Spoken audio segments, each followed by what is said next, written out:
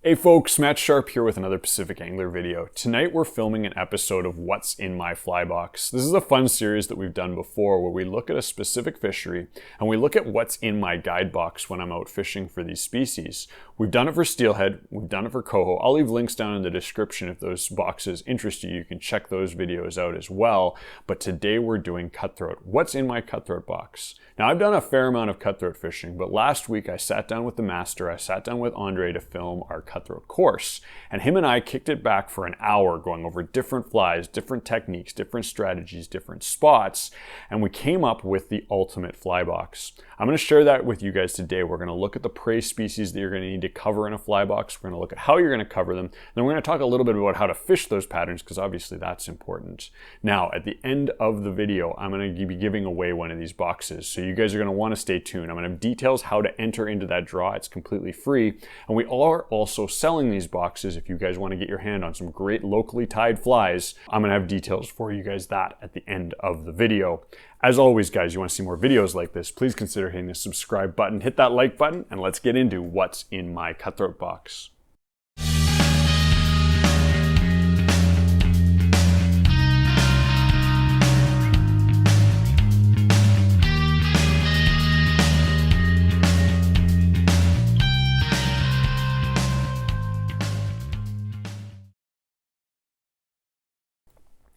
So when you're building the ultimate cutthroat box, first you got to do a little bit of biology work. You got to understand what they're feeding on. And there's a couple key species that we want to look at.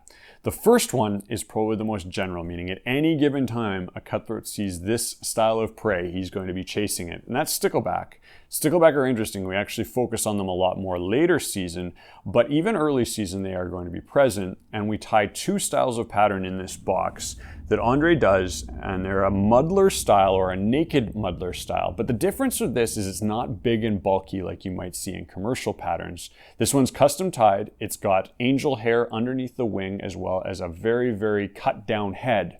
The deer hair is still important because it's going to allow this pattern to hover and not drop, which is something that stickleback will do naturally.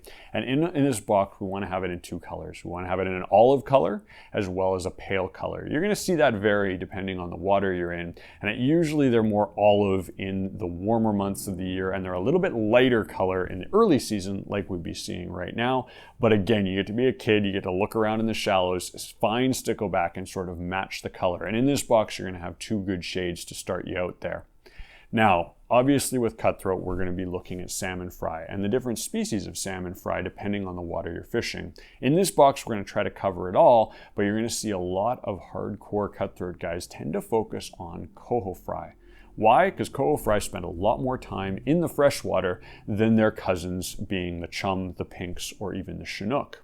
So in the box, we are going to start off with some really good coho patterns. Coho fry patterns. Now the backs of these naturally are more of a tanny olive color. And this is the first one we're going to fish.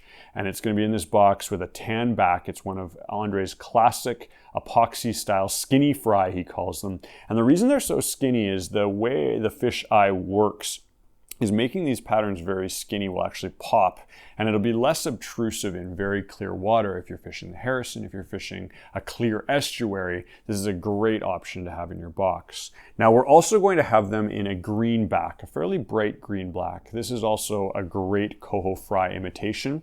And lastly, more of an olive style back, a more drab back. Again, a really good pattern to have in your kit to imitate this perfectly. Now, when it comes to these guys, we don't want to always imitate them perfectly. Sometimes a general fry pattern is actually better. There's times on the Squamish when I'm guiding where a big, fat, ugly fry pattern is very, very productive. And the first one we have in the box is the classic gold green back one. This one I've guided a ton. If I'm stuck, this is probably the first one I throw out there to try to get a bite. And it works well as if you've got some dirtier water, less so on the clear water that you might see on the Harrison or some of our clearer tributaries. Now, we couldn't go without a fullback, and this pattern here is a classic. It's got a full mallard back, and the mallard back, actually the speckling and sort of the gray-brown color to it, again imitates the back of those fry really, really nicely. We've got them in 2 sizes here, and again, that's important. If you're in a cold condition or early season, the smaller fry is what you want to look at, and then as the season progresses, you're going to step up the size of your fry. Now, we can't forget about the other species of salmon because there are times when that can be extremely productive and the cutthroat totally key in on them. Pink fry are a go-to, and you're going to see them with a whiter body, usually more of a pearl body, and a more tealy back. We've got 2 fry that look like the pink fry in here, as well as the Chinook fry would tend to have a darker black back. Lastly is the chum fry, and those are the ones that have a lot heavier barring than all the others, and we have a few of those in those kit as well, so you're going to be able to cover a really, really broad spectrum with the patterns in this box. Now, we can't forget about attractor patterns. There are some times when you just can't match the hatch, and for whatever reason, cutthroat will hit silly things. And I've got a lot of experience with that on the Squamish or the Pitt River, where we know cutthroat are there, we've tried to match the hatch, and we put on something that just attracts them, that gets a bite, whereas these fry pattern won't. The first one, and it is a lake pattern, I don't want you guys getting angry at me for putting a lake pattern in here, but it is a pumpkin head. These ones are tied by Zach, they're tied small. I have no idea what the cutthroat think these are. It might be a stickleback. It might just be a general tasty looking snack. But we fish these a lot, especially in the lakes that are connected to rivers where these cutthroat are coming in and out of the lakes. Very, very successful. I've done really well on the Squamish when I find potted up cutthroat, as well as it works on the Harrison if nothing else is going. So you definitely want a couple pumpkins head in your box. You can steal them from your lake box. With that thought in mind, we also have the vampire leech. I know the vampire leech is sort of overplayed right now. A lot of people are fishing it for lakes, but we haven't seen too many guys fishing them for cutthroat, and they're really effective. I threw these last year in a small size, either in a chartreuse head or an orange head, and we got both in this box for you guys, and they've been really, really successful. Again, when the classic fry patterns aren't matching the hatch correctly. Now, we would be remiss if we were out streamer fishing without something that's white.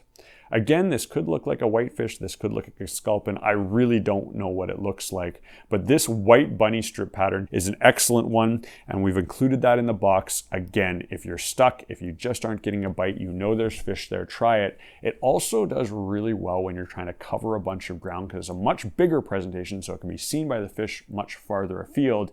And if you're covering ground quickly, it's definitely a good one to put in your box, and it's a darn good bull trout pattern as well.